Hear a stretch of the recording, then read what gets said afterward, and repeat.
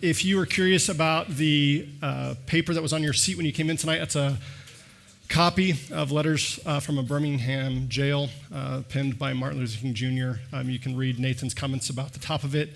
I'm really excited. This is the first time I've taught at Inglewood without Nathan in the room because Nathan is actually teaching our preschool class tonight. And so I kind of feel like that I have like carte blanche and I can kind of say whatever I want to. So we'll start like this. At age 33, I was standing in the galley of the back of a plane on the way to Israel. It was about 2 a.m., and at that moment, I remember specifically learning what my name meant. It was from Rabbi Ben, who was doing his nightly prayers with the prayer box tied to his forehead and wrapped around his wrist. He was a little crazy in that regard, but nonetheless, he was the one who introduced me to what my name meant. See, my name comes out of Genesis 5. It's these genealogies in which people live hundreds, if almost not 1,000 years. And that was 10 years ago when I found out what my name meant. And I had, at that point, and I continue to have this curiosity, right, about what my name means to me, what my name means to you, what my name means to the world around me. Well, this season in the series that we're in, as Laura said, is about having a holy curiosity. We believe that the posture of Jesus is that of asking questions, and we believe that as we ask questions, we mature and we grow. And so, similar to last week, we saw Jesus' first interaction in the Gospels is actually that of asking questions as a 12-year-old. Tonight, we're going to look at a text in which it's the first thing that Jesus says after the resurrection to a group of people that are walking on the road to Emmaus. And so Laura's going to come up and read our teaching text for tonight.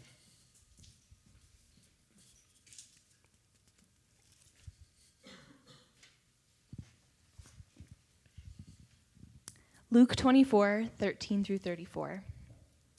That same day, 2 of them were walking to the village Emmaus, about 7 miles out of Jerusalem. They were deep in conversation, going over all these things that had happened. In the middle of their talk and questions, Jesus came up and walked along with them, but they were not able to recognize who he was.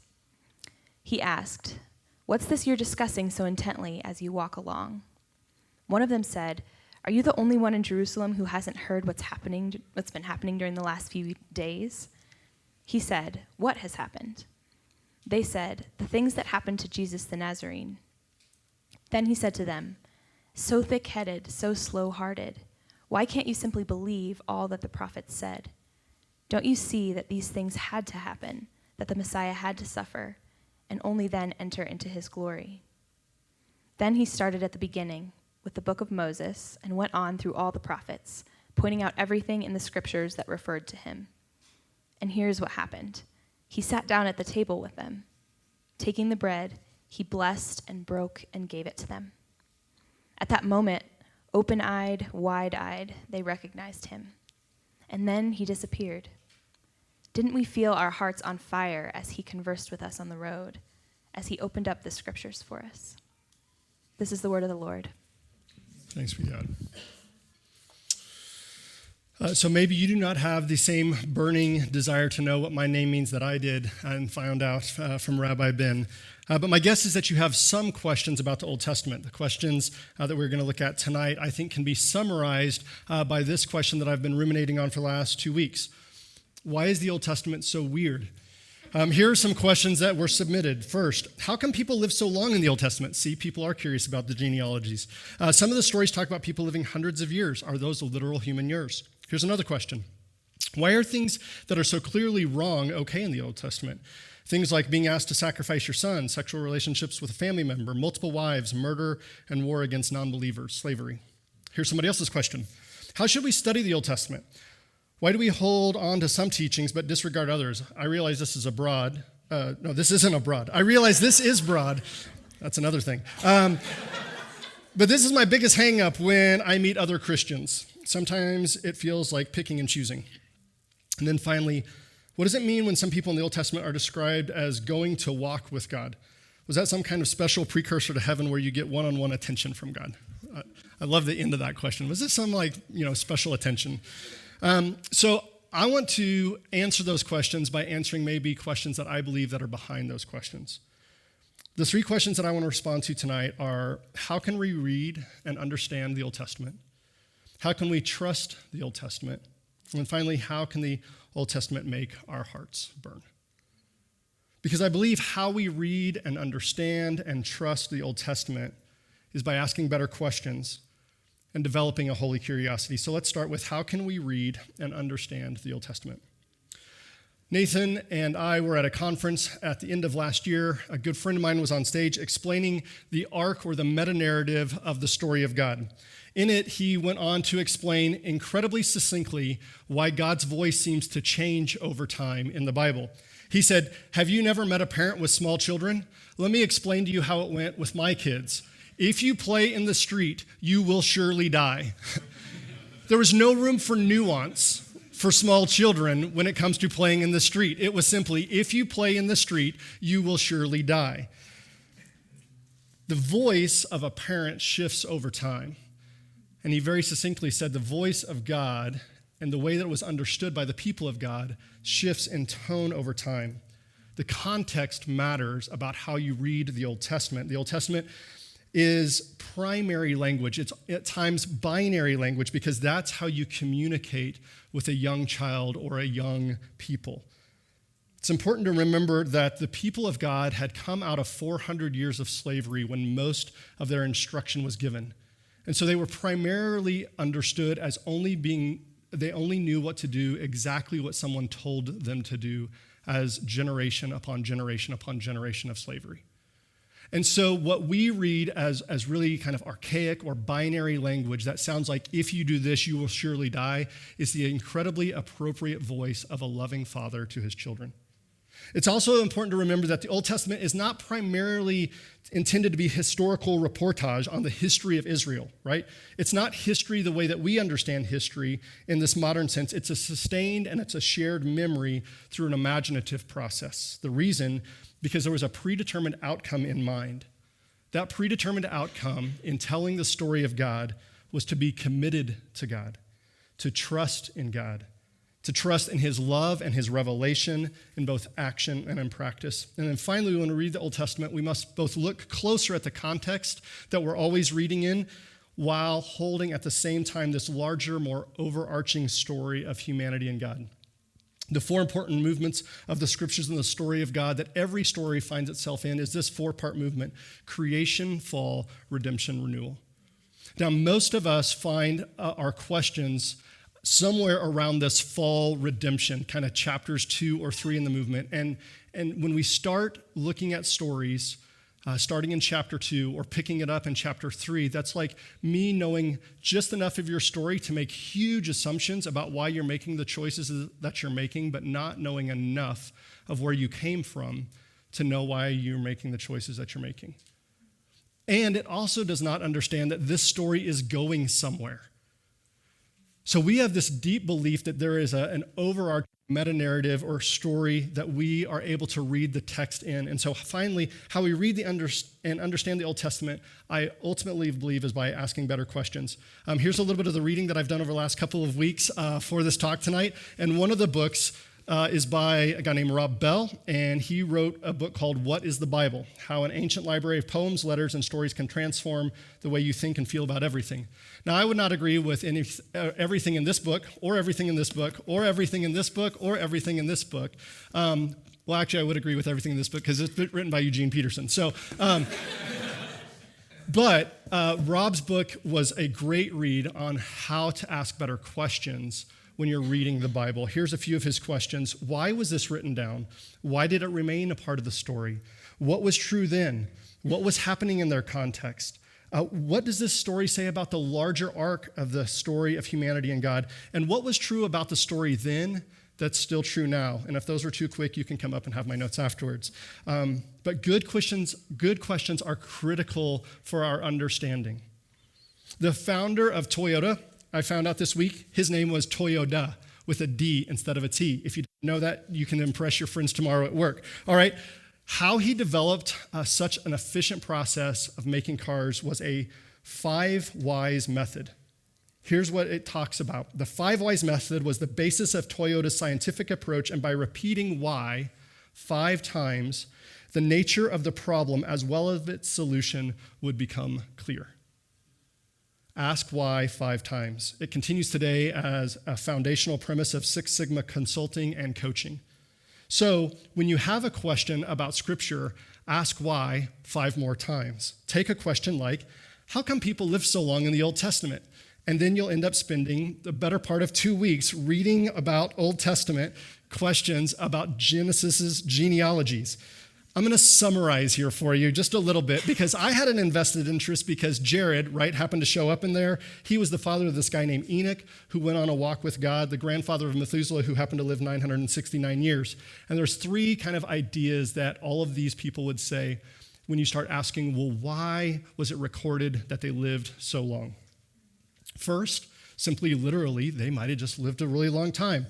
There's some people who believe in a pre-flood canopy that had like this special little greenhouse effect on people. And it basically was intended to prove that there was this long progression of humanity in both their journey with God and their journey away from God. And pretty much things just don't happen in a hurry was the big idea. Second, the one that I understood least, because it has to do with math, is because of mathematic symbolism that was written during the Mesopotamian era. There was Mesopotamian math structures for hidden meaning. And in all this hidden meaning, all of the ages end in either 0, 2, 5, 7, or 9. And there's like hidden codes that the writers of Genesis were trying to communicate to us through the mathematics of the genealogies. Not the one I'm hanging my hat on. Third and foremost, ages are symbolic about their relationships with God. A commentary on the book of Jubilees, which is this ancient Jewish literature that predates Genesis. It talks about the Nephilim. Thankfully, nobody asked about them. It's accepted as like a commentary or one of the earliest commentaries on Genesis. And their understanding about the pre-flood ages was simply based on Psalm 94, in which it says, 1,000 years in your sight is like a day that has just gone by, or a watch in the night. And so the idea was 1,000 years was some sort of divine fulfillment. And so if that idea was true then, as it is true now, then the idea of those who walked with God like lived close to 1,000 years, right? So Methuselah at 969 years, father was Enoch. And Enoch walked with God. And as one African-American pastor tells the story about Enoch, God and Enoch were on a walk, and God just said, hey, we're closer to my house than yours. Why don't we just go home? So every time you have a question, ask 5 more questions. Keep asking questions. Keep developing a holy curiosity, because how we read and understand the Old Testament is by asking better questions. But then the second question for me, I think, underlies it, which is how can we trust the Old Testament? Walter Brueggemann, in this brilliant book on the Old Testament, writes this: because it is God-given, given as God characteristically gives through the hidden workings of ordinary life, the book endlessly summons, requires, demands, and surprises with fresh reading. This book endlessly summons, requires, demands, and surprises. What Brueggemann brilliantly introduces about how you're supposed to read the Old Testament is what he calls the traditioning process. It's actually how all of us tell and retell the story of God. It's how we make our faith possible to the next generation. And he says there are 3 parts that are connected together. He says there is ideology, that real historical and socioeconomic circumstance that the text is written in. There is the concept of inspiration. God's own purposes and presence is at work within these texts. And then he says there is our imagination. That it's not just merely reportage or descriptive writing, but we are trying to make sense and meaning and purpose of the world. And then he goes on and writes this: these 3 facts of the traditioning process, imagination, ideology, and inspiration, do not easily cohere with each other. That is what causes the Old Testament to be endlessly complex and problematic, endlessly interesting and compelling. Think about your life. How you interpret your stories is the same process. We all hold to certain cultural ideologies. We have certain beliefs about being inspired by God. And we all have an imagination about how we're trying to give our life meaning and purpose when we tell the story. Like the story of my family moving from Oklahoma to Colorado, as I understood it as a 7-year-old, is different than I understood it as a 27-year-old, which was different than I understand it as a 44-year-old. See, the story that I heard as a 7-year-old was God had called us to go to a land that we did not know. My father was a Southern Baptist preacher, so he quoted text a lot out of context. And so I basically just believed we were on like some Abrahamic journey, right? And that worked for a while until I got a little older and I was like, I don't think God actually told my dad to like move to Colorado. I think my dad lost his job in Oklahoma and he had a friend offer him a job in Colorado. And then a couple decades go by and then I find out kind of some of the things that are going on in our own family system and things that we were trying to make sense of and find meaning in. And I go, oh, well, the reason that we moved maybe wasn't because of some Abrahamic vision or because of a friend offering a job. It was simply because my parents were trying to hold a family together and hold some sort of meaning and purpose for this little group of people that they loved. So all interpretation of all the text is a traditioning process, and we're always continuing to sort. It's never concluded. It's always rendering. And we're called to hold our views of what is inspired, the ideologies that we're formed by, and the imaginations that we have that bring meaning and purpose humbly and ask God to illuminate. Which at least leads to a question that I think is important to address, which is about violence in the Old Testament. It's important to be cautious about our assumptions and generalizations, first of all, in our questions. The question, and no offense taken by it, but child sacrifice is a one-time story that needs to be understood in the context of the whole of the Old Testament. It's incredibly important to be clear about what the whole of the Old Testament is saying about the value of human life. And the overarching instruction about the value and the importance of human life in the Old Testament stands out against all other cultures of that time. It's an incredibly foundational piece of our assumed ideology that was not then and unfortunately is not now still held. Genesis 4, God says to Cain, "What have you done? Listen, your brother's blood cries out to me from the ground." Genesis 9 to Noah, "Whoever sheds human blood by humans shall their blood be shed. For in the image of God, God made mankind." In Exodus 20, it makes the top 10, "You shall not murder." Right? So there is violence and there is war in the Old Testament, but we have to ask good questions about what's going on. One of the most violent books in the Old Testament was my favorite book as a small child, the book of Joshua. Somehow, all of the genocide escaped me as a small kid. I just like the idea of marching around and watching walls fall down. Brueggemann writes about the book of Joshua. The book of Joshua is pivotal in our understanding of the Old Testament. While the convergence is well established, it should not escape us that the convergence of God's fidelity, Israel's courage, and the brutality of the narrative are odd and problematic. Except that violence persists, the interpreter must wonder what to make of it. The book makes an immense theological affirmation, but that affirmation is deeply and particularly problematic in its extreme. And the use of this biblical literature requires great care and attentiveness to unintended effects of our reading. See, Joshua is a story about land acquisition ultimately, and we should consider that the land that you and I live in and how it was acquired. Most of us live completely unaware and unaffected by the tragedies and the suffering imposed on others to make our current lives a possibility. Most of us are generations removed from war, violence, slavery that makes the life and land that we live on possible. And it's important, especially I would say on this weekend, of all weekends, to remember the context. Remember the context that Martin Luther King writes Letters from a Birmingham Jail. Remember, it was the same scriptures that we read today that he read incredibly differently. Remember that today, while we're reading an Old Testament text and wrestling through our ideologies and the inspiration and our own biblical imagination, there are those in the midst of genocide in Syria, famine in Ethiopia, and oppressive regimes in North Korea that would read the exact same Old Testament text with very different ideologies.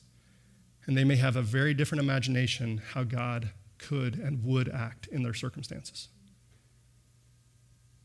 So how we read the Old Testament is about being willing to ask better questions, have a holy curiosity about God and humanity, and hold our own interpretations with humility. And so finally, not only how do we read and understand the Old Testament, how can we trust the Old Testament, but most importantly, how could the Old Testament, this ancient history, make our hearts burn? I would like to return to the story of me on the plane with Rabbi Ben at 2 a.m. Rabbi Ben in the galley at 2 a.m. on our flight to Israel told me with a smile, "Jared, you're such a downer." I didn't get the joke. He went on to explain to me, Yared, my name, meant the one who descends, the one who is thrown down, or the one who falls down. He kept laughing as he explained. He went on to explain the Old Testament pictures of Jonah being swallowed by a fish, of Joseph being lowered by his brothers into a pit, and ultimately Joseph being taken down to Egypt and then down to prison. He said, "That's what your name means." I told him that my parents told me that I was God's son or God's descendant. He told me that my parents lied to me.